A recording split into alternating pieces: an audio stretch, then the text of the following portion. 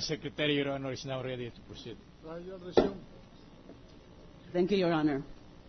Another questionable or irregular act on the part of the respondent, Chief Justice Corona, is the failure to correct all the misleading and inaccurate disclosures of the spokesperson, including the misrepresentation that the voting was 9-4 when in fact it was 7-6, including the misrepresentation that as of November 15 and even as of November 18, the TRO was not yet effective. This is on the basis of your examination or reading of the dissenting opinion of the Honorable Justice Sereno.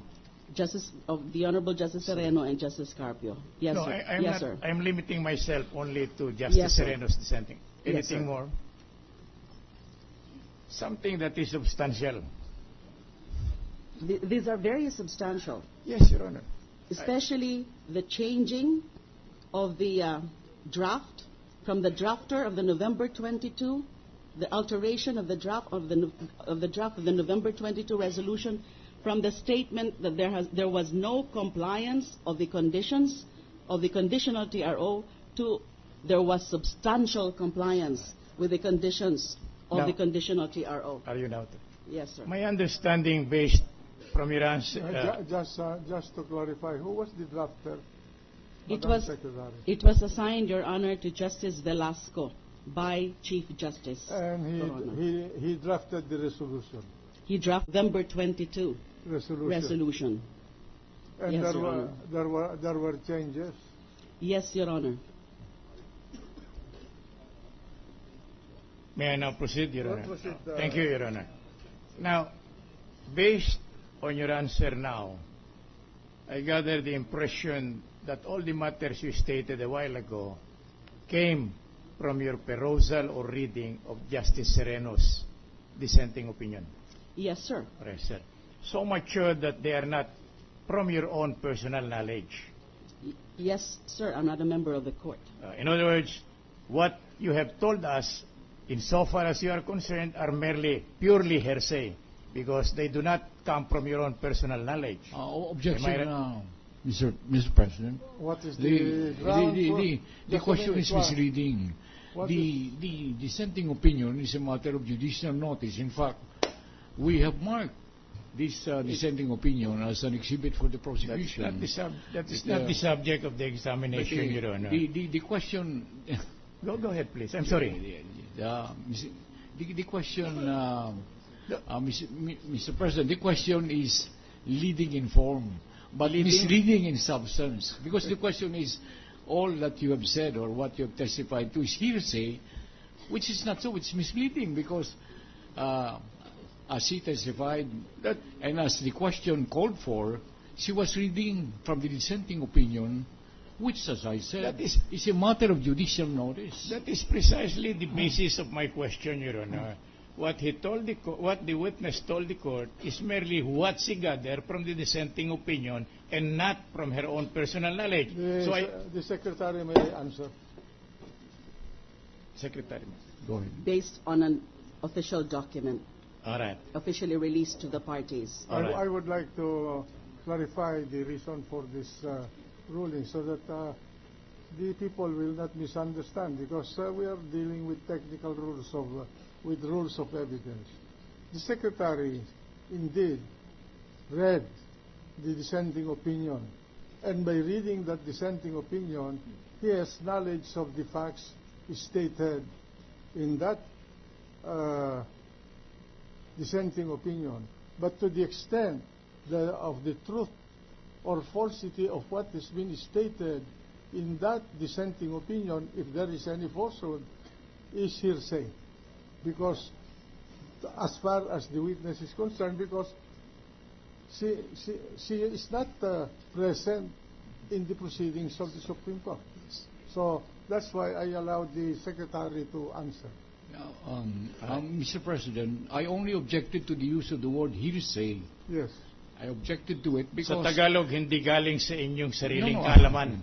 Hindi, Because you said hearsay, so I'm elucidating on that. No, I just objected tumutulpo ako, Ginoong Pangulo, dun sa paggamit ng kagalang-galang na tagapagtanggol ng salitang hearsay, sapagkat ang hearsay po may kahulugan sa ngayon sa ating rules of evidence.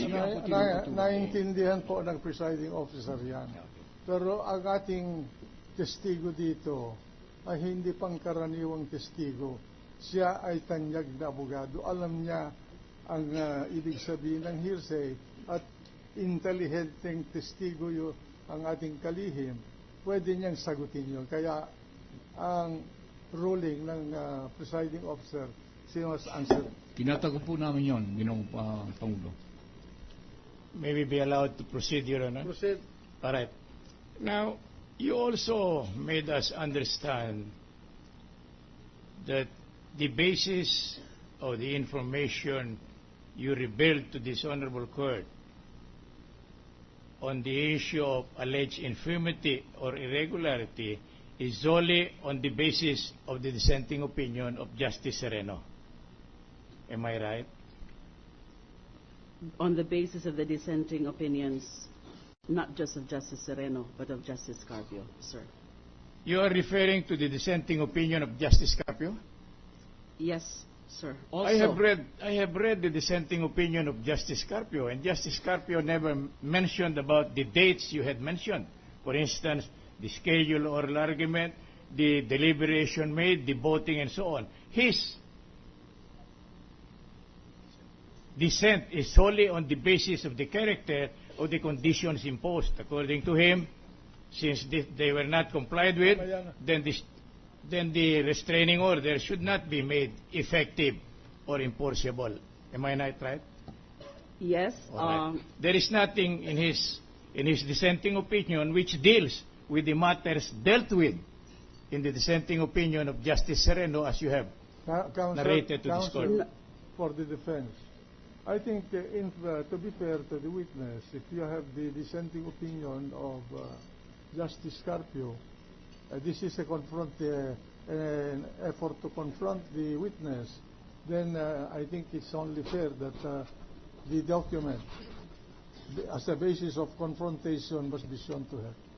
I would have done that, Your Honor, but I was given the impression that the Honorable Secretary of Justice had them in her possession, Your Honor. I have a copy, Your Honor. All right. Oh, I have she a had copy. The Secretary may answer.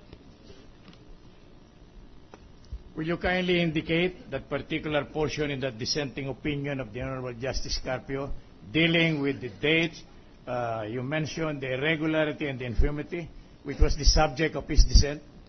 Not on Witness those, not witness on those, examining. Yes, sir. Not on those matters directly, because as you correctly stated, sir, his dissenting opinion Is primarily the- delved on the character of the TRO. On the- But there is also a portion towards the end of his dissenting opinion about the issuance of the TRO that was issued or released to the petitioners before 6 o'clock in the evening of November 15, even before petitioners' compliance with the first two conditions. So there is nothing mentioned there about the alleged deliberation, the lack of oral argument, the lack of notice, and so on. It's not in the dissent of Justice I am very Carpio. sure that you must have also gone over the dissenting opinion of the Honorable Sinisa.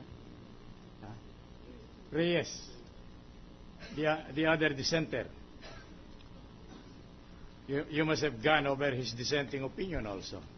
For the November, is it the December 13? With respect to the grant of the restraining order, Yes, which sir. was the subject of, Yes, and I have examined it. Will you kindly go over it and tell us in what particular portion of that dissenting opinion had the dates, the lack of notice, and the irregularities you mentioned before the court were incorporated? Because I do not find any for your information, Madam Secretary. There is none, there is none, sir, because the dissenting opinion of Justice Reyes is the dissenting opinion of November 15, or the dissenting opinion to the TRO itself, where the very issue of the legal status or efficacy was not yet there, because So we the- don't have the facts yet, So the the ba- inside facts. I'm sorry. Yes, sir. So the basis of his dissent is that if the court acts on the application for the restraining order, one way or the other, it will render moot and academic the principal issue in this case. That is the substance of his dissent. Yes, sir. All right, thank you. Now, if that is so, why have you laid too much an emphasis on the dissenting opinion of the Honorable Justice Sereno? Will you kindly tell the Honorable Court the reason for your giving too much emphasis and why you highly gravitate on that dissenting opinion? I'll gladly do that, sir. I have given importance, or I'm highlighting the dissenting opinion of Justice Sereno, not because of the discussion there on the merits of his dissent to the grant of the TRO.